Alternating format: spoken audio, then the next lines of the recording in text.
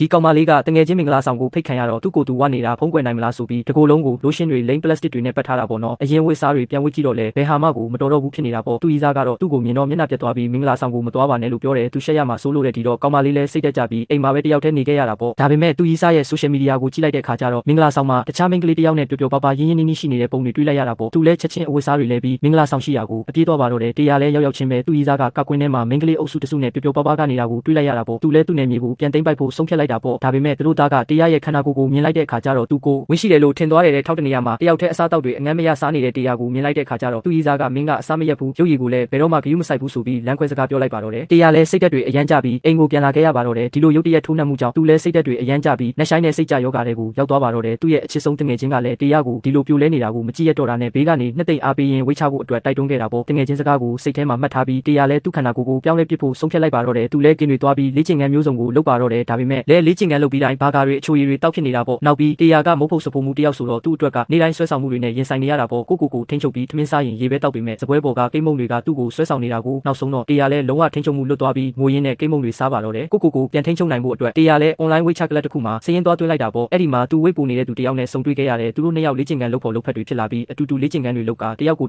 ပို့ပြီးကောင်းအောင်တွန်းအားပေးခဲ့ကြတာပေါ့တဖြည်းဖြည်းနဲ့တရားလည်းအစားတောက်တွေကိုထိန်းချုပ်တက်လာပါတော့တယ်နေတိုင်းအဲ့ဒီအတိုင်းပဲသူဆက်ကြိုးစားခဲ့တာပေါ့နောက်ဆုံးတော့သူ့ရဲ့ကြိုးစားမှုတွေကအောင်မြင်မှုရခဲ့ပါတော့တယ်3လအကြာမှာတော့သူ45ပေါင်ကျသွားပြီးဆွဲဆောင်မှုရှိတဲ့ကိုလုံးကိုပေါက်ကိုပြန်လဲပိုင်ဆိုင်နိုင်ခဲ့ပါတော့တယ်ဝိတ်တွေအောင်မြင်ကျသွားပြီးတဲ့နောက်သူပထမဆုံးလုပ်ခဲ့တာကသူကြီးစားဟောင်းအလုပ်လုပ်တဲ့ရေကူးကန်ကိုတွားလိုက်တာပါပဲသူရှိမှရှိနေတဲ့ဒီဆွဲဆောင်မှုရှိတဲ့မိန်းကလေးကိုမြင်လိုက်တဲ့ခါကျတော့သူကြီးစားဟောင်းကလုံးဝကိုအံ့အားသင့်သွားတာပေါ့တရားလိုချင်တဲ့တုံ့ပြန်မှုအတိုင်းပါပဲသူကြီးစားဟောင်းကရေကူးတင်ပေးမယ်လို့တောင်ကမ်းလှမ်းပြီးဖိုက်တာတွေကိုလည်းပြပြသွားခဲ့တာပေါ့သူတို့လည်းပျော်ရွှင်အချိန်တွေကိုအတူတူကုန်ဆုံးခဲ့ကြတာပေါ့တရားကသူ့ကိုပြန်ရပြီလို့ထင်နေတော့မှာပဲသူကြီးစားရဲ့လက်ရှိကောင်မလေးကရောက်လာပြီးရေကူးကန်တဲ့ကိုခုံဆင်းသွားတာပေါ့သူကြီးစားဟောင်းမှာကြီးစားအသစ်ရှိနေပြီဆိုတာကိုသူမသိခဲ့ရတာပေါ့ဒီတစ်ခါတော့တရားလုံးဝကိုလက်လျှော့လိုက်ပြီးသူ့ကိုယ်လုံးကိုပေါက်ကိုထိမ့်သိမ်းဖို့စိတ်သက်တွေလုံးဝပျောက်သွားပါတော့တယ်ပြိတ္တကြီးတာဆိုရင်တရားလိုဝိချရမှာအောင်မြင်အောင်လုပ်နိုင်မှာလားဗျနောက်ဆုံးတော့သူ့ကိုမချစ်တဲ့သူတယောက်အတွက်နဲ့တရားကိုသူပြိုလဲအောင်လုပ်ခဲ့တာတန်ရဲလားလို့ထင်ပါတယ်ဗျဒီစကားရဲ့နောက်ထပ်စိတ်ဝင်စားစရာအပိုင်းတွေကိုဆက်လက်ကြည့်ရှုဖို့ကျွန်တော်ကို follow လုပ်ထားကြပါဦးခင်ဗျာ